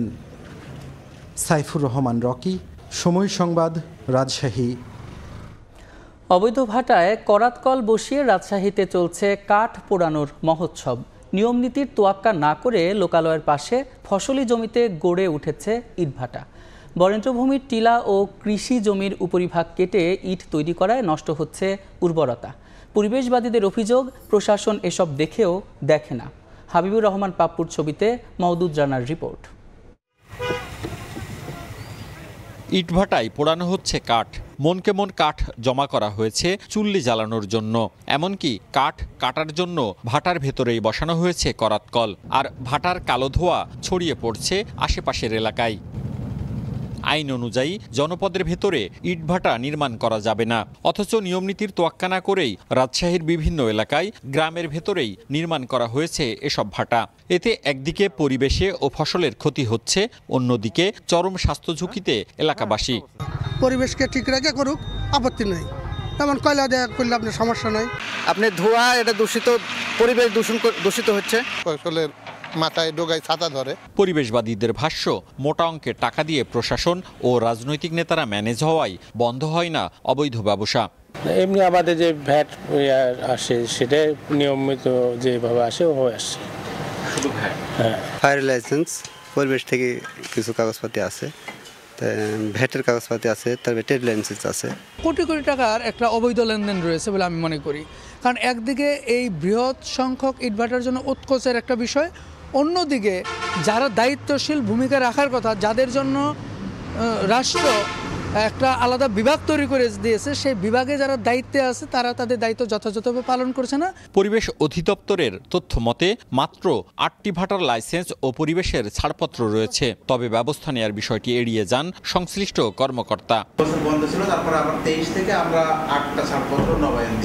পরিবেশ অধিদপ্তরের তথ্য মতে কাগজে কলমে ইটভাটা রয়েছে 130টি, বাস্তবে তা অন্তত 200। মওদুদ রানা, সময় সংবাদ, রাজশাহী। মোবাইল ফোনের নেটওয়ার্ক সমস্যায় ব্যাপক ভোগান্তিতে চাঁপাইনবাবগঞ্জের ভোলাহাট উপজেলার দলদলি ইউনিয়নের 8008 গ্রামের 20,000 বাসিন্দা। আশেপাশে 7 থেকে 8 কিলোমিটার এলাকার মধ্যে নেই কোনো অপারেটরের টাওয়ার। নেটওয়ার্ক জটিলতায় বিপাকে শতাধিক ফ্রিল্যান্সার ও স্কুল কলেজ পড়ুয়া শিক্ষার্থীরা। শাহজাহান আলীর তোলা ছবি ও জাহাঙ্গীর আলমের তথ্যে রিপোর্ট। ভরদুপুরে গ্রামের বিভিন্ন বয়সী কিশোর, তরুণ, যুবকরা বসে আছেন মহানন্দা নদীর ধারে। প্রায় সবার হাতেই মুঠোফোন। এদেরকেও সামাজিক যোগাযোগ মাধ্যম ফেসবুক ব্রাউজিং বা চাকরির আবেদন করছেন। কেউ গুগলের সহযোগিতায় তথ্য খুঁজছেন। আবার অনেকে এসেছেন প্রবাসে থাকা স্বজনদের সঙ্গে ভিডিও কলে কথা বলতে, বাড়ির বিদ্যুৎ বিল দিতে অথবা মোবাইল ব্যাংকিংয়ের টাকা ওঠাতে। গ্রামে মোবাইল ফোনের নেটওয়ার্ক না থাকায় নদীর ধারে গিয়ে অবস্থান নেওয়ার এমন চিত্র চাঁপাইনবাবগঞ্জের ভোলাহাট উপজেলার দলদলি ইউনিয়নের ৮টি গ্রামের। দীর্ঘদিন ধরেই নেটওয়ার্ক ব্যবস্থার বেহাল অবস্থা।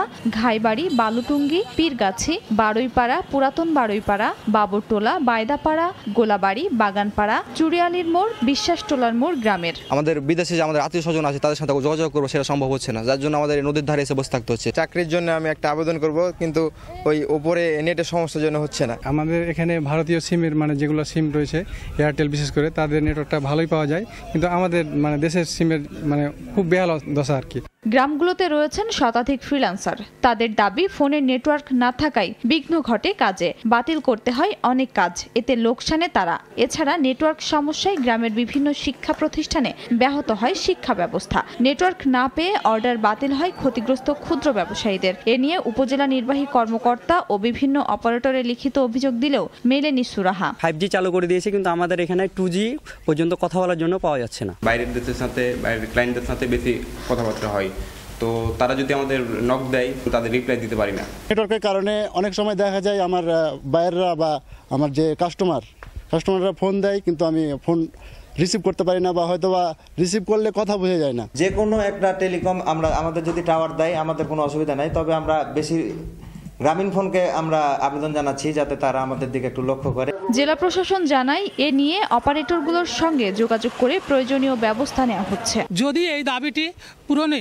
যথাযথ কর্তৃপক্ষ প্রয়োজনীয় ব্যবস্থা গ্রহণ না করে, তাহলে কিন্তু সেখানে কঠোর কর্মসূচি দিতে এই এলাকার মানুষ বাধ্য হবে। আমাদের নেটওয়ার্ক ভালো পাওয়া যায়, আপনারা আমাদের এটা অ্যাসিস্ট করলে আমরা ওই সকল মোবাইল অপারেটরদের সাথে কথা বলতে পারি, তো এটা আবেদন করেন, তাহলে আমাদের জন্য ভালো হয়। নেটওয়ার্ক সমস্যার কথা স্বীকার করে অপারেটরগুলো জানায় এ বিষয়ে অনেক অভিযোগ পাওয়া যাচ্ছে প্রতিনিয়ত, তবে ক্যামেরার সামনে কথা বলতে রাজি হয়নি তারা। সময় সংবাদ, চাঁপাইনবাবগঞ্জ। বছরের প্রথম দিনের সূর্যোদয় দেখতে পটুয়াখালীতে কুয়াকাটা সমুদ্র সৈকতে আসতে শুরু করেছেন দর্শনার্থীরা। সেখানে আছেন সহকর্মী শিকদার জাবির হোসেন। সরাসরি যাচ্ছি তার কাছে। সকলকে ইংরেজি নববর্ষের শুভেচ্ছা। নতুন বছরের প্রথম সূর্যোদয়, আর এই সূর্যোদয়ের মাধ্যমে সূচনা হলো নতুন একটি দিনের, নতুন একটি বছরের। আপনারা দেখছেন নতুন বছরের প্রথম সূর্যোদয় দেখার জন্য পটুয়াখালীর কুয়াকাটা সমুদ্র সৈকতে এই মুহূর্তে দর্শনার্থীরা ভিড় জমিয়েছেন, যেটা গতকাল বছরের শেষ সূর্যাস্ত দেখার জন্য দর্শনার্থীরা ভিড় জমিয়েছিল। প্রতি বছরই কুয়াকাটা সমুদ্র সৈকতে বছরের শেষ সূর্যাস্ত এবং নতুন বছরের প্রথম সূর্যোদয় দেখার জন্য দেশ বিদেশ থেকে ছুটে আসে হাজার হাজার পর্যটক। আপনাদেরকে আমি একটু অবগত করে রাখি, সেটি হচ্ছে শুধু বাংলাদেশ নয়, এশিয়ার মধ্যে একমাত্র সমুদ্র সৈকত যেখানে দাঁড়িয়ে একই স্থানে দাঁড়িয়ে দেখা যায় সূর্যোদয় এবং সূর্যাস্ত, যার কারণেই কিন্তু মানুষের প্রথম পছন্দ থাকে কুয়াকাটা সমুদ্র সৈকত। একই স্থানে দাঁড়িয়ে বছরের শেষ সূর্যাস্ত উপভোগ করেন এবং একই সঙ্গে ওই জায়গাতে দাঁড়িয়ে তারা আবার পরের দিন অর্থাৎ নতুন বছরের সূর্যোদয়কে উপভোগ করেন। তো এভাবেই বর্ষবরণ করে নিয়েছেন আজ পটুয়াখালীর কুয়াকাটার দর্শনার্থীরা। আমরা দেখেছি যে প্রতি বছর কুয়াকাটা সমুদ্র সৈকতে 31 উপলক্ষে আয়োজন থাকে, সেজন্য দেশ বিদেশ থেকে হাজার হাজার পর্যটক ছুটে আসে। তো সে তুলনায় এবছর পর্যটকের সংখ্যা অনেকটা কম। এর কারণ হলো সরকারিভাবে 31 উপলক্ষে আয়োজনের যে নিষেধাজ্ঞা রয়েছে, এই নিষেধাজ্ঞার কারণেই পর্যটকের সংখ্যা কম। তবে আমরা আজ ভোরে সূর্যোদয়ের জন্য আমরা দেখতে পেয়েছি যে সৈকতে শত শত পর্যটক ভিড় জমিয়েছেন। পুরো 18 কিলোমিটার সৈকত জুড়েই কিন্তু আমরা দর্শনার্থীদেরকে লক্ষ্য করছি, যদিও দর্শনার্থীরা সকলে একসঙ্গে না, কেউ হাঁটছেন, অর্থাৎ 18 কিলোমিটার সৈকতে ছড়িয়ে ছিটিয়ে দর্শনার্থীরা রয়েছেন, তারা উপভোগ করছেন ভোরের সূর্যোদয়ে।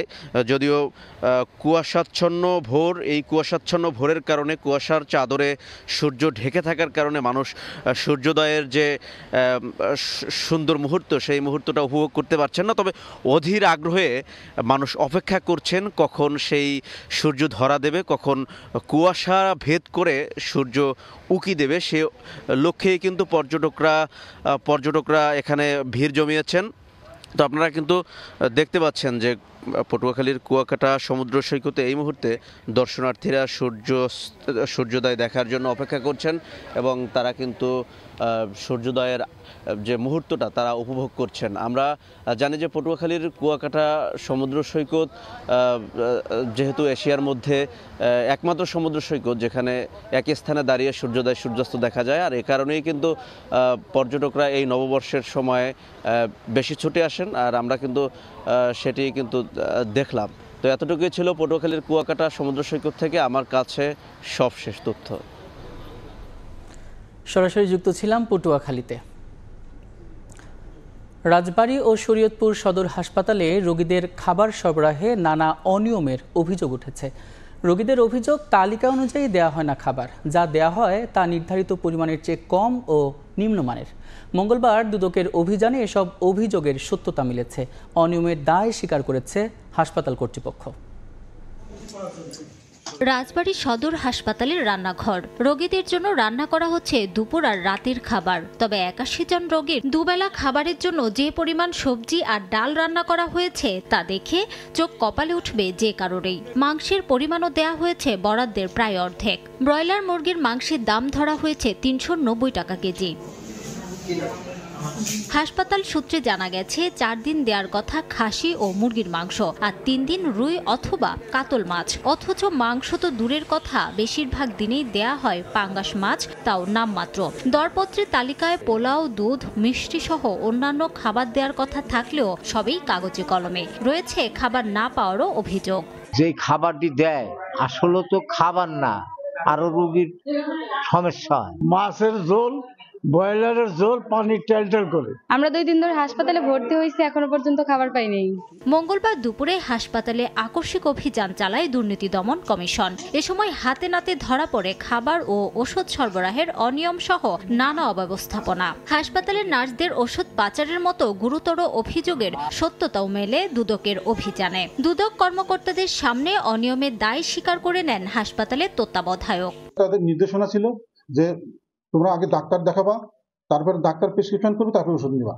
নিজে একজন অসুস্থ হয়েছে নিজে প্রেসক্রিপশন করে নিজে ওষুধ নেওয়া যাবে না। এই হাসপাতালে 16 কেজি মাংস সরবরাহ করার কথা, আমরা 10 কেজি মাংস পেয়েছি।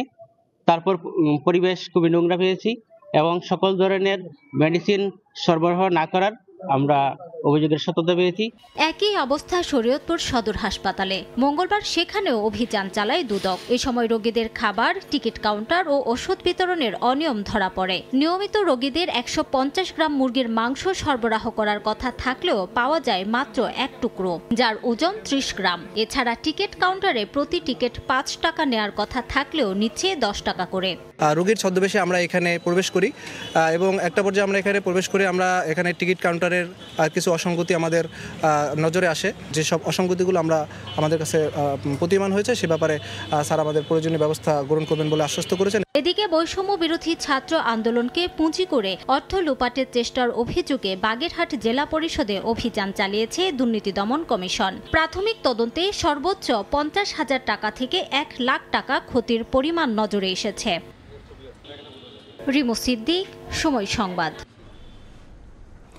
বিএনপির চেয়ারপারসন বেগম খালেদা জিয়ার রোগ মুক্তির জন্য সহস্রাধিক দুস্থ ও মাদ্রাসা শিক্ষার্থীদের মাঝে শীত বস্ত্র বিতরণ করেছেন সহকারী attorney general ABM Ibrahim Khalil. মঙ্গলবার ভোলার বুরহান উদ্দিনের শান্তিরহাট দেউলা মসজিদের সামনে সুবিধা বঞ্চিত শিক্ষার্থীদের মাঝে সহায়তা তুলে দেন তিনি। পরে ওই এলাকায় ঘুরে ঘুরে দুস্থ ও অসহায় মানুষের মাঝে কম্বল বিতরণ করেন। এ সময় তিনি বেগম খালেদা জিয়ার সুস্থতার জন্য সবার কাছে দোয়া কামনা করেন।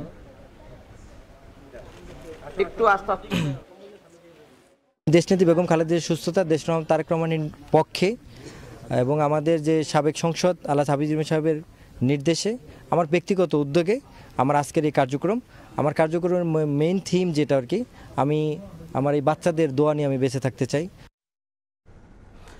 ভর্তির আবেদন ফি কমানো, পোষ্য কোটা বাতিল, স্বাস্থ্য বিভাগ চালু, ছাত্র সংসদ নির্বাচন সহ 9 দফা দাবিতে চট্টগ্রাম বিশ্ববিদ্যালয়ের মূল ফটকে তালা দেন ছাত্র সংগঠনের প্রতিনিধিরা। মঙ্গলবার দুপুরে বিশ্ববিদ্যালয়ের মূল ফটক আটকে বিক্ষোভ কর্মসূচি পালন করেন তারা। দাবি আদায় না হলে বুধবার পর্যন্ত লাগাতার কর্মসূচিতে যাওয়ার হুঁশিয়ারি দেন বিক্ষোভকারীরা। এ সময় বিশ্ববিদ্যালয়ের ছাত্রদল, ছাত্র ইউনিয়ন, ছাত্র মজলিস সহ বেশ কিছু সংগঠনের নেতা কর্মীরা উপস্থিত ছিলেন। তাইওয়ানের সঙ্গে চীনের পুনর্মিলন কেউ আটকাতে পারবে না। স্থানীয় সময়ে মঙ্গলবার নতুন বছর উপলক্ষে বার্তা দেওয়ার সময় এই কথা বলেন দেশটির প্রেসিডেন্ট শি জিনপিং। পাশাপাশি চীনের অর্থনৈতিক প্রবৃদ্ধির গতি ত্বরান্বিত করতে 2025 সালে আরও সক্রিয় পদক্ষেপ নেওয়ার অঙ্গীকার করেছেন তিনি। শি আরও বলেন, দীর্ঘদিন ধরে নির্মাণ ব্যবসায় মন্দা, স্থানীয় সরকারের ক্রমবর্ধমান ঋণ ও ভোক্তাদের আস্থার অভাবে বিশ্বের দ্বিতীয় বৃহত্তম অর্থনীতির দেশটি অর্থনৈতিকভাবে যথেষ্ট চাপের মধ্যে রয়েছে। গত বছর সেই অচলাবস্থা কাটিয়ে উঠতে যথেষ্ট কাঠখড় পোড়াতে হয়েছে বেইজিংকে। এ সময় ডোনাল্ড ট্রাম্প পুনরায় নির্বাচিত হওয়ার কারণে উচ্চ রফতানি শুল্কের আশঙ্কায় সৃষ্ট অনিশ্চয়তায় মোকাবেলায় সবাইকে ঐক্যবদ্ধ থাকার আহ্বান জানান চীনা প্রেসিডেন্ট। নানা সংকট আর রাজনৈতিক অস্থিরতার মধ্য দিয়ে ফ্রান্সে কেটেছে 2024 সাল। অলিম্পিকের বছরেও ব্যবসা বাণিজ্যে অনেক মন্দা গিয়েছে বলে জানিয়েছে ব্যবসায়ীরা। খ্রিস্টীয় নতুন বছরে সবকিছু পেছনে ফেলে এগিয়ে যাবে ফ্রান্স, সেই সঙ্গে বাংলাদেশেও বিরাজ করবে শান্তি শৃঙ্খলা, এমন প্রত্যাশা প্রবাসী বাংলাদেশিদের। প্যারিস থেকে মোহাম্মদ লুৎফুর রহমান বাবুর প্রতিবেদন। রাশিয়া ইউক্রেন যুদ্ধের কারণে নিত্যপণ্যের মূল্যবৃদ্ধি, এমনকি ভোজ্য তেলের সংকটসহ রাজনৈতিক অস্থিরতায় কেটেছে 2024। তবে 2025 সালে ঘুরে দাঁড়ানোর পাশাপাশি স্থিতিশীল অবস্থা বিরাজ করে এগিয়ে যাবে বাংলাদেশ, এমন প্রত্যাশার কথা জানিয়েছেন ফ্রান্সে বসবাসরত প্রবাসী বাংলাদেশিরা। সবাইকে উদারভাবে এই দেশকে, বাংলাদেশকে ভালোবাসতে হবে এবং বাংলাদেশকে ভালোবেসে দেশের জন্য কাজ করতে হবে একনিষ্ঠভাবে, দলমত নির্বিশেষে। আমরা চাই বাংলাদেশ একটি সুন্দর দেশ। এই যে যুদ্ধটা যেন থেমে যায়, যুদ্ধ থেমে গেলে হয়তো বা আমাদের জিনিসপত্রের নানা দাম কমতে পারে। আমি ফ্রান্সে থাকি, আমাদের নারীরা অনেক দেখা যায় যে অনেক ধর্ষিত হয়, অনেক অবহেলিত হয়। আসলে আমি চাচ্ছি না এটাই, যে আমাদের নারীরা যেন বিভিন্ন কিছুতে তারা এগিয়ে থাকে। নতুন বাংলাদেশ যেন নৈতিক মূল্যবোধ প্রতিষ্ঠার মধ্য দিয়ে সামনে এগিয়ে চলে, এমন প্রত্যাশার কথাও জানিয়েছেন অনেকে। বাংলাদেশে আমাদের যে অভ্যুত্থান হয়েছে আমরা জানি, সেটাও আল্লাহর কাছে আমরা দোয়া চাই যে আল্লাহ পাক যেন আমাদের সমৃদ্ধ সত্যের পথে থাকার জন্য বাংলাদেশকে কবুল করেন। রাজনৈতিক স্থবিরতা নেই ফ্রান্সেও। বছরের শেষ দিকে অনাস্থা ভোটের মধ্য দিয়ে বিদায় নিয়েছে মিশেল বার্নিয়ে প্রশাসন। বিরোধী দলগুলোর বিরোধিতার মুখে নতুন প্রধানমন্ত্রী ফ্রাঁসোয়া বেইরুর টিকে থাকা নিয়েও দেখা দিয়েছে সংশয়। ফলে নতুন বছর ফ্রান্সে রাজনৈতিক অস্থিরতার মধ্য দিয়েই শুরু হচ্ছে, এটা বলা বাহুল্য। সামগ্রিকভাবে ফ্রান্সে 2024 সাল কেটেছে রাজনৈতিক সংকট আর অস্থিরতার মধ্য দিয়েই। তবে খ্রিস্ট নতুন বছরে সবার প্রত্যাশা সেই অস্থিরতা কেটে যাবে, তাতে দেশটিতে যেমন শান্তি বিরাজ করবে, তেমনি ঘটবে অর্থনৈতিক উন্নতিও। মোহাম্মদ লুৎফুর রহমান বাবু, সময় সংবাদ, প্যারিস। স্পেনের মাদ্রিদে হয়ে গেল ঐতিহ্যবাহী সান পেরেস্ট পদযাত্রা। শত শত পোষা কুকুর নিয়ে আয়োজনে অংশ নেন অনেকে। আর ভ্যালেন্সিয়ায় ভয়াবহ বন্যায় ক্ষতিগ্রস্তদের সহায়তা দেওয়ার তহবিল সংগ্রহ করা হয়। রং বেরঙের ক্রিসমাস থিমের পোশাক পরে জড়ো হয়েছে অনেকগুলো কুকুর, সঙ্গে রয়েছে তাদের মালিকরাও। চারিদিকে উৎসব মুখর পরিবেশ। স্থানীয় সময় সোমবার স্পেনের মাদ্রিদের পুয়ের্তো দেল সোল স্কোয়ারে জড়ো হয় শত শত কুকুর প্রেমী ও তাদের পোষা কুকুরগুলো। অংশগ্রহণ করেন ঐতিহ্যবাহী সান পেরেস্ট পদযাত্রায়। বিশেষ এই আয়োজনটি মূলত ভ্যালেন্সিয়ার ভয়াবহ বন্যায় ক্ষতিগ্রস্তদের সহায়তার জন্য তহবিল সংগ্রহের উদ্দেশ্যে করা হয় বলে জানায় আয়োজকরা। প্রাণী সুরক্ষা সংগঠন এল রেফিউজি সাধারণত প্রতি বছর কুকুরদের জন্য উৎসব মুখর আয়োজন করে থাকে। ভ্যালেন্সিয়ায় বন্যা কবলিতদেরকে সহায়তা করার পাশাপাশি এই বার্ষিক পদযাত্রার অন্যতম উদ্দেশ্য ছিল প্রাণী নির্যাতন ও পরিত্যাগের বিরুদ্ধে সচেতনতা সৃষ্টি করা। ভ্যালেন্সিয়ায় যা ঘটেছে তা ছিল হৃদয় বিদারক। অনেকে তাদের ঘর হারিয়েছে। এভাবে সাহায্য করাটা একটি দারুণ ঘটনা যা হৃদয় ছুঁয়ে যায়। আমরা মনে করি যে ভ্যালেন্সিয়ায় বন্যায় ক্ষতিগ্রস্ত প্রাণী সংস্থা খেলাগুলোর সবচেয়ে বেশি সহায়তার প্রয়োজন, তাই আমরা সিদ্ধান্ত নিয়েছি সব অর্থ তাদেরকে দান করা হবে। গেল অক্টোবর মাসে ইউরোপের অন্যতম ভয়াবহ বন্যা দেখা দেয় স্পেনে। দেশটির ভালেন্সিয়া শহরে ক্ষতিগ্রস্ত হয় বহু ঘরবাড়ি ও রাস্তাঘাট, হতাহত হন অনেকে। এই উদ্যোগটির মাধ্যমে উত্তোলন করা অর্থ বন্যা কবলিতদেরকে দেওয়ার বিষয়টি ভালো চোখে দেখছেন অংশগ্রহণকারী ও পর্যটকরা। অর্জিতা শেহজিন, সময় সংবাদ। নতুন বছরে দেশের ফুটবলে সুখবর। মাঠ সংকট কাটাতে আগামী 25 বছরের জন্য চট্টগ্রামের MA আজিজ স্টেডিয়াম বাফুফেকে বরাদ্দ দিয়েছে NSC। সময়ের সংবাদে জানিয়েছেন সভাপতি তাবিথ আউয়াল। পারভিন আক্তারের প্রতিবেদন। নতুন বছর, নতুন শুরুর অপেক্ষায় দেশের ফুটবল। 2024 নারীদের ফুটবলে একের পর এক সাফল্য এলেও বিবর্ণ ছিল ছেলেদের ফুটবল।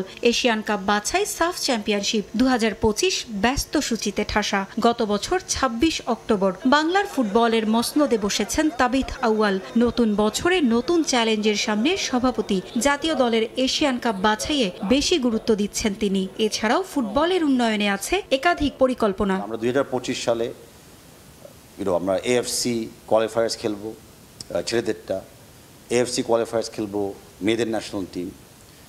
আমাদের সাফ আছে আন্ডার-19 ছেলেদের, আমাদের আন্ডার-17 অনেকগুলো টুর্নামেন্টস আছে। তার সাথে আমাদের যে একটা নতুন উদ্যোগ নেওয়া, ডিস্ট্রিক্ট লেভেলে অ্যাটলিস্ট লিগগুলোকে আবার শুরু করা। তো আমি আশাবাদী যে আমরা প্রতিটি উদ্যোগেই আমরা সফলতা পাবো। জাতীয় দলে জায়গা পাওয়ার ক্ষেত্রে পুরানো রীতি ভাঙতে চান তাবিথ। ফুটবলারদের তারকা ইমেজ নয়, পারফরমেন্সই গুরুত্ব পাবে নতুন কমিটির কাছে। এবছর সাফের শিরোপা ঘোচানোর দিকেও চোখ তাবিথ আউয়ালের। জাতীয় দলের কোচ কাবরেরার চুক্তি শেষ হয়ে গেছে 31 ডিসেম্বর। নতুন কোচের তালিকাও চূড়ান্ত করে ফেলেছে ফেডারেশন। শিগগিরই আসছে চূড়ান্ত সিদ্ধান্ত। কেউ মনে করতে পারবে না যে তারা নিশ্চয়ই জাতীয় দলে খেলবে। আমাদের লিগ চলমান থাকবে। এই চলমান প্রক্রিয়াতে যে প্লেয়ার পারফর্ম করতে পারবে সেই প্লেয়ারই নেক্সট ম্যাচে জাতীয় দলে ডাক পাবে। এটা আমরা মনে করি প্লেয়ারদেরকেও অ্যালার্ট রাখবে, প্লেয়ারদেরকেও ফিট রাখবে, আর আমাদের ন্যাশনাল টিম কোচকেও অ্যালাউ করবে যে অনেকগুলো প্লেয়ারকে বিভিন্ন ম্যাচের মাধ্যমে বিবেচনা করা। নতুন কোচের কন্ট্রাক্টের দিকে এগিয়ে যাচ্ছি। আমরা এখনও বিবেচনা শর্টলিস্ট করে ফেলছি। আমরা হয়তো উইদিন ম্যাক্সিমাম 1 or 2 উইকস আমরা নেক্সট কোচিং কন্ট্রাক্টটা সাইন করতে যাব। নতুন বছরে সুখবরও আছে ফেডারেশনের। মাঠ সংকট কাটাতে 25 বছরের জন্য চট্টগ্রামের MA আজিজ স্টেডিয়াম বরাদ্দ চেয়েছিল বাফুফে। ফেডারেশনের সেই চাওয়া পূরণ করেছে NSC। মিনিস্ট্রি এখন আমাদেরকে আশাবাদ করেছে যে ওনারা 25 বছরের জন্য MA আজিজ স্টেডিয়ামটা দিবে। কারণ 20 বছরের কোনো লিজ যদি কম হয় তাহলে কিন্তু আমরা FIFA বা AFCর অর্থ ব্যবহার করতে পারি না। ভার্বালি অ্যাসিওর্ড আছি and I hope অতি শিগগিরই সেটা কাগজপত্রতে চলে আসবে। দ্রুতই আনুষ্ঠানিকভাবে স্টেডিয়াম বুঝে পাওয়ার আশা সভাপতির। পারভিন আক্তার, সময় সংবাদ, ঢাকা। পারফরমেন্সের বিচারেই হ্যাভিয়ের কাবারেরার সঙ্গে বাফুফেকে চুক্তি নবায়ন না করার পরামর্শ দিয়েছেন দেশের সাবেক ফুটবলাররা। জাতীয় দলের স্বার্থে কোচ নিয়ে ফেডারেশনকে দীর্ঘমেয়াদী পরিকল্পনা নিতে বললেন তারা। 31 ডিসেম্বর বাফুফের সঙ্গে চুক্তির মেয়াদ শেষ হয়েছে কাবরেরার। দেশের ফুটবল অঙ্গনে এখন বড় প্রশ্ন, কে হচ্ছেন বাংলাদেশ জাতীয় দলের পরবর্তী কোচ। হাবিয়ার কাবরেরার উপর আস্থা রাখবে বাফুফে, নাকি নতুন কাউকে খুঁজে নেবেন ন্যাশনাল টিমস কমিটির চেয়ারম্যান ও বাফুফে সভাপতি তাবিথ আউয়াল। 31 ডিসেম্বর বাফুফের সঙ্গে চুক্তির মেয়াদ শেষ হয়েছে জাতীয় দলের বর্তমান কোচ হাবিয়ার কাবরেরার। 2022 সালে জাতীয় দলের কোচ হিসেবে যোগ দেন এই স্প্যানিশ। মালেতে বাংলাদেশ মালদ্বীপ ম্যাচ দিয়ে শুরু হয় তার প্রথম অ্যাসাইনমেন্ট। এরপর লাল সবুজদের সঙ্গে পার করেছেন 2.5 বছরেরও বেশি সময়। মাঝে বেতন বাড়িয়ে করেছেন চুক্তি নবায়ন। তবে লাল সবুজদের হয়ে কোচ কাবরেরার সফলতার চেয়ে ব্যর্থতার পাল্লাই ভারী। এক সাফের সেমিফাইনাল ছাড়া নেই কোনো উল্লেখযোগ্য সফলতা। তার অধীনে 30 ম্যাচ খেলে 8টিতে জয় পেয়েছে বাংলাদেশ, বিপরীতে হার 15, ড্র হয়েছে 7 ম্যাচ।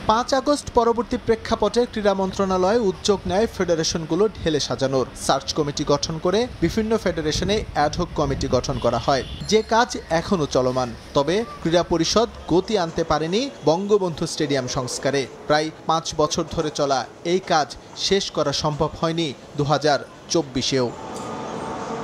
এস এম ইকবাল, সময় সংবাদ। বিশ্বমানের নতুন পিস্তল আনলো বাংলাদেশ শুটিং স্পোর্টস ফেডারেশন। তবে দায়িত্বশীল সংগঠন না থাকায় স্থবির ফেডারেশনের সব কার্যক্রম। যদিও নতুন বছরে ফেডারেশন কর্মকর্তাদের প্রত্যাশা দ্রুতই শুটিংয়ের অ্যাডহক কমিটি দেবে জাতীয় ক্রীড়া পরিষদ। অন্যদিকে নতুন অ্যাডহক কমিটিতে এগিয়ে যাচ্ছে দেশের কাবাডি। টুর্নামেন্ট আয়োজনের পর নতুন পরিকল্পনা হাতে নিয়েছে ফেডারেশনটি। সুদূর অস্ট্রিয়া থেকে বাংলাদেশ শুটিং স্পোর্টস ফেডারেশনে এলো 44টা Steyr Evo 10 E.177 electronic air pistol. দীর্ঘদিনের চেষ্টায় অবশেষে এই অস্ত্রের চালান হাতে বুঝে পেল বাংলাদেশ শুটিং স্পোর্টসের কর্মকর্তারা। বর্তমানে এই অত্যাধুনিক অস্ত্রই ব্যবহার করে থাকেন বিশ্বের নামি দামি সব শুটার। এবার সেই সুবিধা পেতে যাচ্ছে দেশের শুটাররা। 44টি পিস্তলের মধ্যে 20টি পাবে বিকেএসপি, 5টি পুলিশ ও ফেডারেশনের কাছে রাখা হবে বাকি 5টি, আর 14টি দেওয়া হবে দেশের বিভিন্ন শুটিং ক্লাবকে। তবে পিস্তল এলেও থমকে আছে শুটিং স্পোর্টসের সব কার্যক্রম। দীর্ঘদিন ধরে বন্ধ ক্যাম্প, নেই বিদেশি কোচও। ফেব্রুয়ারিতে থাইল্যান্ডে অনুষ্ঠিত হতে যাওয়া এশিয়া কাপে অংশ নেওয়া নিয়েও আছে অনিশ্চয়তা। অগস্টের পরে সম্পূর্ণই স্থবির হয়ে গেছে। আমরা তো অনেক কষ্ট করে ক্যাম্প চালিয়েছি এবং বর্তমানে তো ক্যাম্পটা একেবারেই স্থবির হয়ে পড়েছে। নতুন যে ক্রীড়া উপদেষ্টা এসেছেন আসিফ মাহমুদ সজীব ভুইয়া, ওনাকে আমি আহ্বান করতে চাই যে উনি জানি এই দিকটায় লক্ষ্য করেন। এদিকে দায়িত্ব পেয়ে ফেডারেশন নিয়ে কাজ শুরু করেছেন কাবাডি ফেডারেশনের সাধারণ সম্পাদক। আয়োজন করেছেন বিজয় দিবস কাবাডি টুর্নামেন্ট, ঠিক করে ফেলেছেন নিজেদের কর্ম পরিকল্পনাও। অচিরেই আপনারা দেখতে পারবেন যে কাজ পাইপলাইনে সব কাজগুলো হবে। লঙ্গার বাসন ক্যাম্পও শুরু হবে, কোচেস ট্রেনিং, রেফারিজ ট্রেনিং এগুলো থাকবে, হোম অ্যান্ড অ্যাওয়ে টেস্ট সিরিজগুলো থাকবে। কর্পোরেট লিগ আছে, এটা আমাদের জুনে করার কথা। অন্যদিকে অ্যাডহক কমিটি না এলেও থেমে নেই আর্চারি। পুরনো কমিটি কাজ করে যাচ্ছে আর্চারিতে। ফেব্রুয়ারি থেকে বছর জুড়ে থাকছে আন্তর্জাতিক আসরও। আমি কাজ করব, যে তখন পর্যন্ত এই চেয়ারটা তাই বসা আছি, আমার কাজ আমি চালিয়ে যাবো। যে বলবো নো মোর ইউ, সেদিন নো মোর ইউ। এত চিন্তা ভাবনা করা কি কারণ? স্থগিত হবে কেন? আজকে আমি যদি খেলাধুলাকে ভালোবাসি, আমি যদি আমার ডিসিপ্লিনকে ভালোবাসি, তাহলে আমাকে কাজ করে যেতে হবে। একদম প্রাপ্তি অপ্রাপ্তিতে বছর শেষ করেছে দেশের বিভিন্ন ফেডারেশন। তবে নতুন বছরের সাফল্যে ভরে উঠুক দেশের ক্রীড়াঙ্গন, এমন প্রত্যাশাই সবার। সেটা নিয়ে তো ইন্টারন্যাশনালি অনেক কাজ আছে। ফাহিম ইসলাম, সময় সংবাদ, ঢাকা। এ পর্যায়ের শীর্ষ সংবাদগুলো জানিয়ে দিচ্ছি আরেকবার। রঙিন আলোক ছটা আর সুন্দরের প্রত্যাশায় খ্রিস্টীয় নতুন বছর বরণ। দেশে দেশে বোর্ডিল আয়োজন, নিষেধাজ্ঞার মাঝেও রাজধানীতে ফুটলো আতশবাজি, উড়লো ফানুস। Lots of fun, lots of enjoy. নতুন বছরটা যেন শান্তিময় হোক, সবাই যাতে সুখে থাকে। বাংলাদেশে এরকম একটা নির্দিষ্ট জায়গা থাকুক যেখানের মধ্যে এরকম একটা দিনে সেলিব্রেট করা যায়। নতুন বছরে দ্রব্যমূল্য নিয়ন্ত্রণ ঘিরেই বেশি প্রত্যাশা মানুষের। চান চাকরির নিরাপত্তা ও আয় ব্যয়ের ভারসাম্য। সরকারকে আরও কর্মসংস্থান সৃষ্টির পরামর্শ অর্থনীতিবিদদের। সব জিনিসের দামে কমে যাবে, তাহলে কৃষি কামড়ও পোষাইবে। এখন যে তরিতরকারির দাম কম আছে, ওইভাবেই থাকুক। 24 সালে অনেক দাম বাড়ছে, আমাদের আশা 25 সালে এগুলোর দাম কমবে। জুনিয়র লেভেলে যারা আছেন তারা যে সবসময় বৈষম্যের শিকার হবে, সেটা আমরা চাই না। চাকরিজীবীরা ভালোভাবে থাকতে পারি, বাঁচতে পারি। দলীয় কর্মীদের চাকরি দিতে রাজশাহী সিটিতে বিশেষ 9 বিভাগ চালু করেছিলেন সাবেক মেয়র লিটন। নিয়োগ দেওয়া হয় 200 জনকে। ব্যয় কমাতে ছাঁটাইয়ের সিদ্ধান্ত প্রশাসনের।